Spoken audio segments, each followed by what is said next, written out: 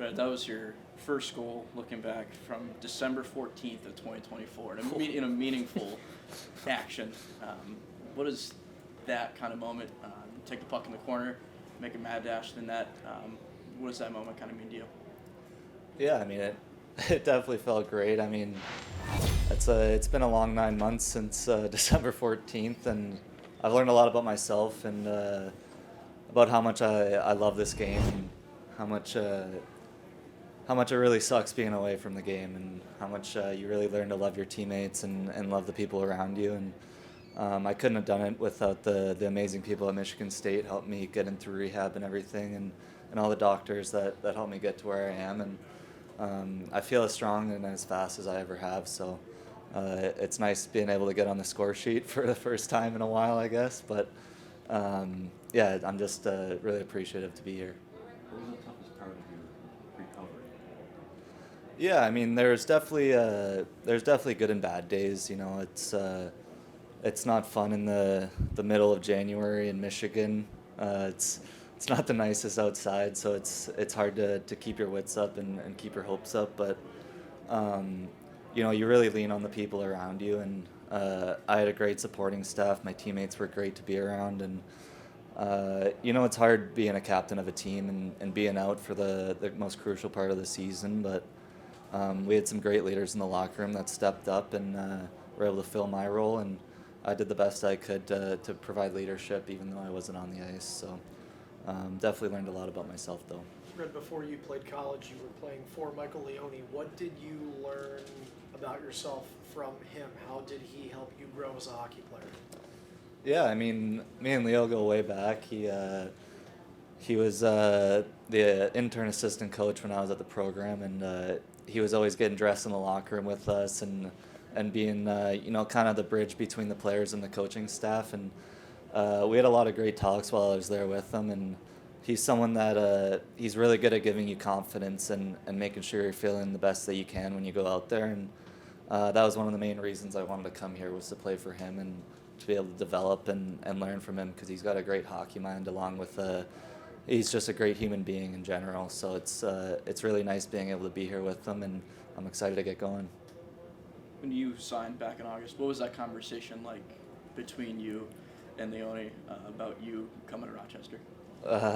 Definitely a lot of cheers and a lot of celebration, I guess. It's been a while since we've seen each other, and I think we were both just as fired up to be able to play with each other. And yeah, I mean, we were both ecstatic to be able to have each other to lean on over the next 2 years. You talked about your captaincy at Michigan State. You captained the U18 team as well. What kind of leadership qualities can you bring, despite it being your first professional season?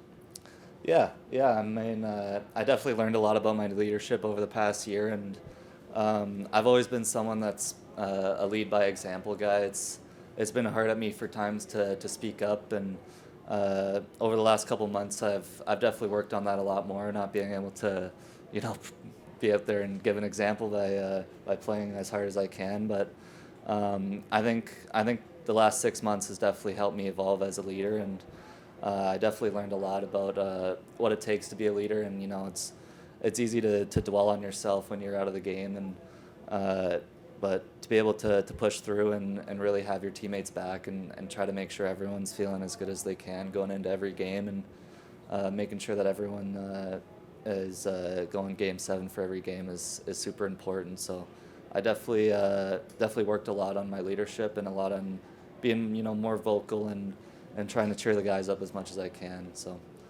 to make a long answer short, yeah, I've definitely grown on my leadership and hope to keep growing. What was it like to be part of turning Michigan State around? Because things were pretty dark there for a while, and with you there, things came right back out of it, and now they're one of the best teams in the country again. Yeah, I mean, I definitely can't take all the credit for it. We have an amazing coaching staff that moved in the year before I got there, and Adam Nightingale and Will Morlock is another big part of that. And that's part of the reason that I wanted to go to Michigan State, is that they wanted to turn that program around, and they had the tools to do so. So I was really getting sick of losing, and wanted to be a part of a change and to be a part of a really good culture that can hopefully sustain winning for the next couple years. And I have all the confidence in the world that they're going to have a really good team again this year, and hopefully they can build off the foundation that we laid. Tonight's game, second period, and it got very emotional, very chippy, very physical, a lot of penalties there. What kind of impact did that have on the team after that event, after things kind of calmed down? Yeah, you know, it's hard sometimes when a lot of penalties get going. It's a lot of the same guys going on the ice, and you know, a lot of guys sometimes get skipped over. So it's hard to keep the morale up sometimes for those guys that aren't on the special teams, and you know, the guys that are on the power play penalty kill are gassed after the period. So it's a little bit hard. It's a lot of coaching management and keeping guys' legs fresh and just trying to keep level-headed. You know, it's easy to start running around when the whistle starts getting blown, but you know, it's a lot about just trying to keep as level-headed as possible. That's kind of what I was going to ask you. Is that a learning experience, part of the learning process as well, learning to handle yourselves and handle a team and manage everybody in that? Yeah, for sure. It's definitely very easy, especially you know, if there's a lot of calls and then you know they miss a call. It's easy to kind of lose your head a little bit and start blaming everyone but yourself. But at the end of the day, you can only control what you can control, and we try to just go out there and do the best we can, whether we're on the penalty kill or power play or 5-on-5. We just try to work as hard as we can. You know. Played with a couple Sabres prospects at Michigan State. Sturback and Geary, did you talk to them before making your decision, kind of getting their view on the Sabres organization? And I'm sure you had a lot of options going into free agency. What about Buffalo, Rochester organization, maybe besides your familiarity with Leone, that made that decision for you? Yeah, definitely. I mean, to contradict you right away, definitely the people here is the main reason I came. I played for Seth Appert as well at the program, who's up with the big boys now, and we've been family friends with Kevin Adams for a while now. My dad and him played at Miami of Ohio together, so we've known them for a long time, and I know that this Sabres organization wants to make a difference and wants to change. So it's a lot like how it was at Michigan State, you know. I want to be able to come in here and make an impact and hopefully make the team at some point, and I felt like this is the best opportunity I can to be able to do that.